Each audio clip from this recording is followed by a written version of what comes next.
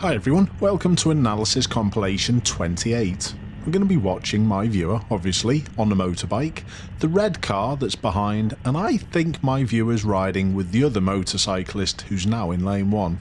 Listen to my viewer's speed as the red car tries to pass on the left.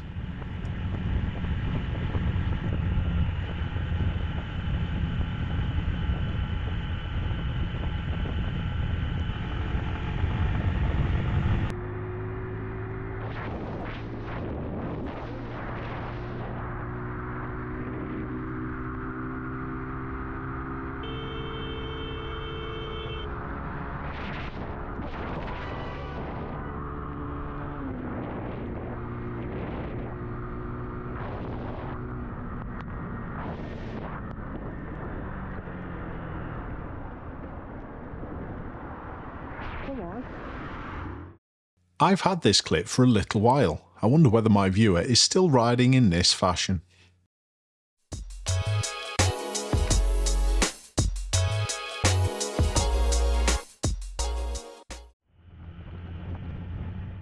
I think my viewer was a little triggered how this red Ford came out round the bus. But honestly, any decent road user following should see this situation, back off and let it happen.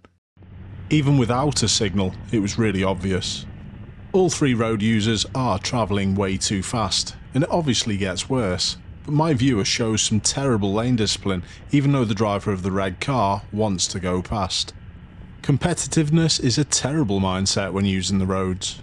I'm not actually certain what the speed limit is on this dual carriageway. It is a built-up area and I can't see any reminders anywhere. But if this was a higher speed limit than 30, this side road would have some speed limit changes. If anyone knows this area, could you let me know what it is? In this next section of clip, the driver in the red Ford is wrong to pass on the left and undertake, but my viewer makes the situation worse.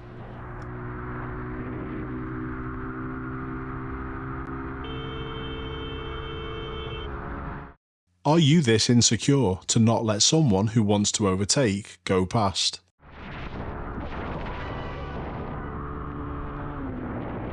And after all that, my viewer then slows back down and pulls in to the left. I think they actually go to take this road on the left.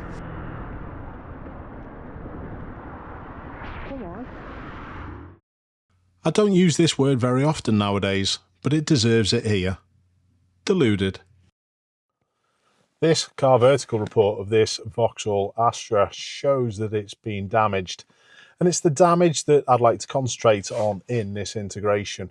Now, straight from the off, we can see that there's a fairly hard hit on the front of the vehicle. Inside looks okay, clocks and all that obviously fine, no problems. But like I said, it's this front that's took the hit. This collision happened in July 2020, but we can see by the report there's also some pictures from the month after where it looks as though it's been repaired, and it's these photos I'd like to have a closer look at. Now, if a vehicle has been repaired properly, and this one looks as though it has been repaired quite nicely, there would be no issue for me if I was going to purchase this particular vehicle. But have a look at the bonnet. I'm not happy with that. It doesn't line up with the front bumper, and I actually can't tell whether it's the bumper or the bonnet that's the problem. Possibly the bonnet, it does look a little bit crooked. But seeing these pictures would maybe put me off this car. But don't forget, you're going to see it in person before you part with your money. So is that a big deal? In any case, checking your car out before you purchase it is a must in my opinion, and there's no better place to check it other than Car Vertical. Remember, if you use the code Ashley, you can save yourself 20% on checking out the history of your next potential purchase. Thanks, Car Vertical. Our next clip happens on this roundabout that I'm approaching with one of my instructors. This clip's already been seen on the channel, and this is the A565 going from the end of the M57 in Liverpool out towards Formby and Southport.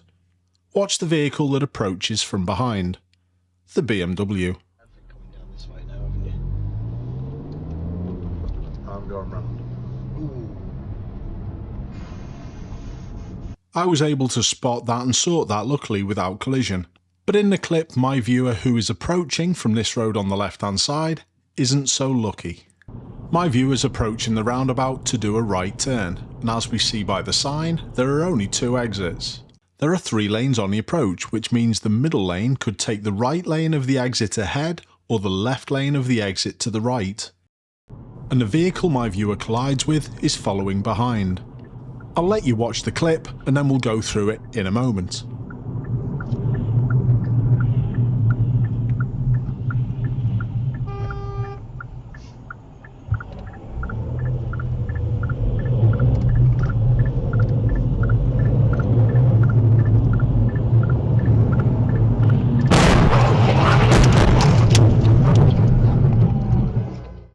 My clip could have ended up similar, but there were a few key differences with this one. Now, the first thing I'd like to point out is the driver behind's spatial awareness.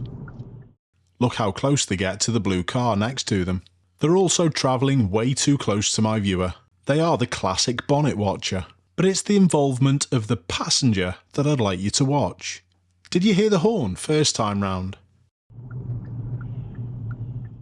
My viewer correctly identifies that this car here could be coming round in front of them. It's the silver Audi we'll see in a moment. And they obviously slow down and give way. But watch the passenger in the vehicle behind. It's them who hits the horn. You can see their hand reaching back after leaning across. Their impatience also causes them to have a massive involvement in a moment. Watch where they point as my viewer goes into the middle lane. They seem to instruct the driver to use lane 3, and the driver foolishly follows their direction.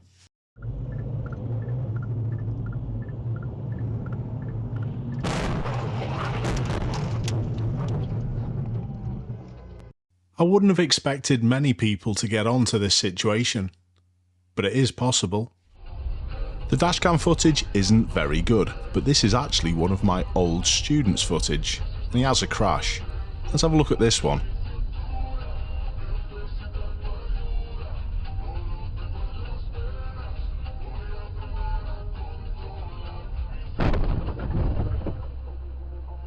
There's obviously a fair bit of responsibility for this collision from my old students because they went into the back of this Renault.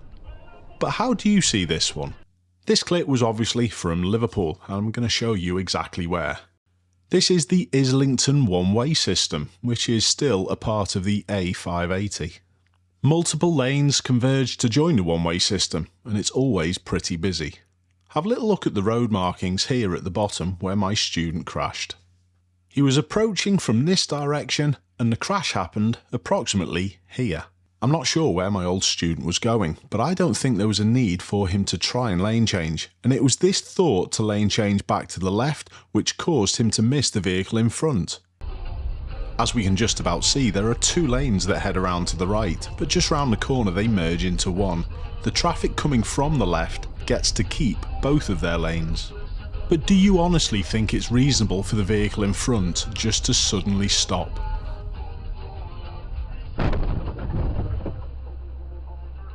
My opinion has changed on this footage from when I first saw it. You could actually see that there was a vehicle in front of this Renault moving away. I originally thought that the Renault had just stopped to take this road here on the left hand side, but now I don't think it's the case. I think the driver of the Renault got caught out in a similar way that my old student did. Cognitive load is high in situations like this, so sometimes just stay put in your lane if you actually don't need to lane change and just concentrate on the flow around. And if you do need to move, remember, mirror in front, mirror in front, mirror in front, and you'll spot this. Keep safe everyone, thanks for tuning in, and if you haven't done already, pressing that subscribe button would be a massive help. I'll see you next time.